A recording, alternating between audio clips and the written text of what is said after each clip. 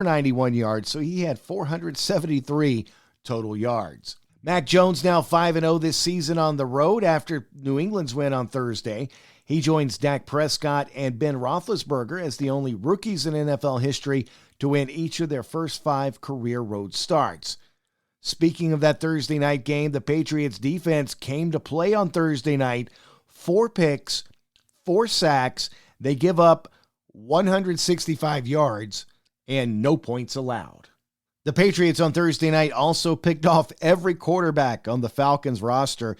The last trio of quarterbacks to each throw an interception in the same game happened back in 2000. It was the Chargers.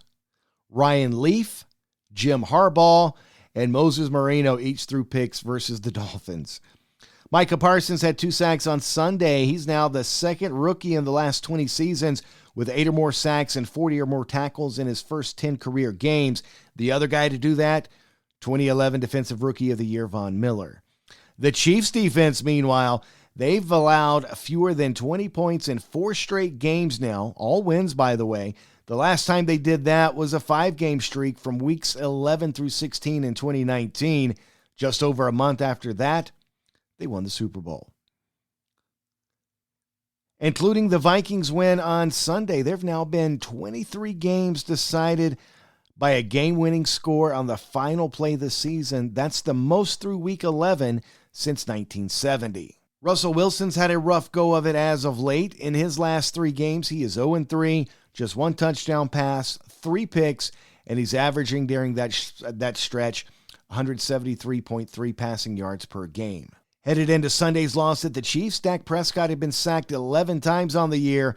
Dak was sacked 5 times on Sunday.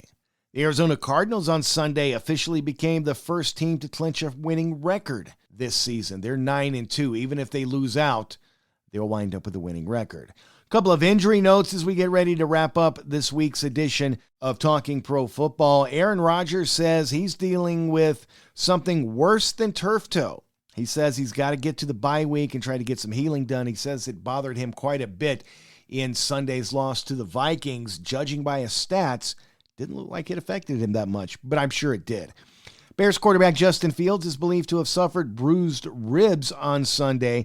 He'll have more tests on Monday to confirm, and he'll continue to be monitored. The fear for Green Bay is that their stellar offensive lineman, Elgton Jenkins, tore his ACL. That would be a big blow. He's going to have an MRI on Monday to determine the full extent.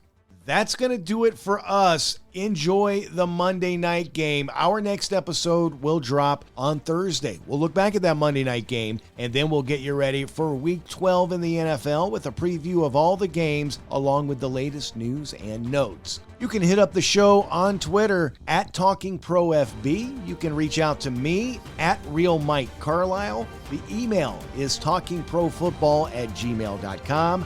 We are out of time. We'll be back again on Thursday for another edition of Talking Pro Football on the After Hours Podcast Network.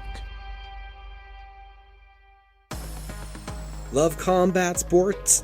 I have a website for you, cageminds.com. That's CAGEDMINDS.com. Fight news from around the world, in-depth interviews, live event coverage, covering combat sports for over a decade. Established in April 2011. That's cageminds.com.